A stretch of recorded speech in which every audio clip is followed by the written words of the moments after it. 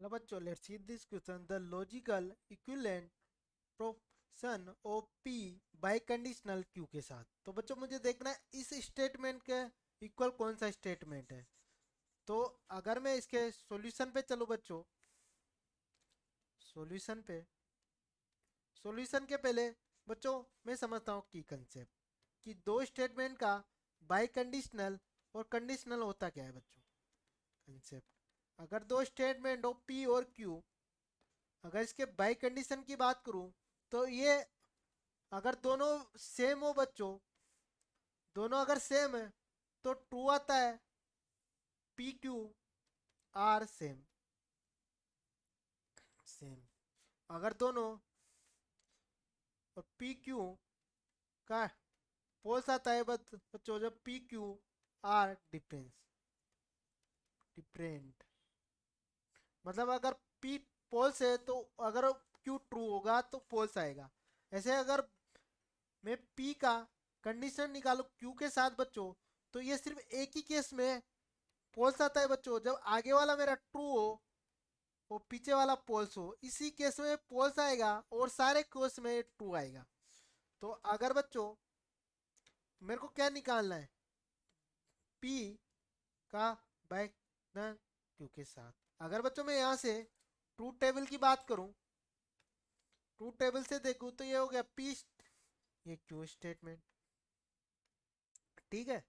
तो यहाँ से पी अगर पॉसिबल करूं तो ट्रू ट्रू, पोल्स और पोल्स, ट्रू पोल्स और ट्रू पोल्स। तो बच्चों अगर मैं पी का कंडीशन निकालता हूं क्यू के साथ, तो मैंने क्या बताया था बच्चों, एक ही केस में पोल्स होगा जब आगे वाला ट्रू होगा, तो ये ट्रू। इस केस में पोल्स होगा बच्चों और ट्रू ट्रू होगा, ठीक है। ऐसे बच्चों अगर मैं निकालू क्यू का बाइनल पी के साथ, तो बच्चों अब क्या आगे वाला ये हो जाएगा बच्चों, तो ये ट्रू ट्रू में भी ट्रू, पोल्स ट्रू में भी क्या आ जाएगा, इस बार ट्रू आ जाएगा। और इस वाले केस में पोल्स हो जाएगा, ये ट्रू। अब मैं इनका अगर दोनों का कंजक्शन निकालूं, Q conjunction of Q, Q का कंजक्शन का मतलब क्या होता है बच्चों, ये एक ही केस में ट्रू होगा जब दोनों ट्रू होंगे। तो अगर इनका देखो तो ये तो हो गया ट्रू, ये पोल्स और ये पोल्स बच्चों, और इस केस में भी ये ट्रू। और अगर मैं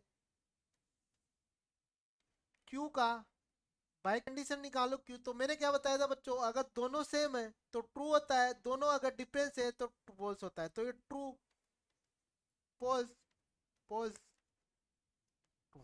तो यहां से बच्चों मैं क्या लिख सकता हूं कि जो मेरा पी का बाई कंडीशनल क्यू के साथ वो इक्वल है बच्चों पी का कंडीशनल क्यू के साथ, फिर उसका कंजक्शन क्यू का पी के साथ। तो यहां से बच्चों जो स्टेटमेंट सेकंड है बी, वो इस क्वेश्चन का करेक्ट आंसर हो जाएगा। I hope you understood very well, best of luck.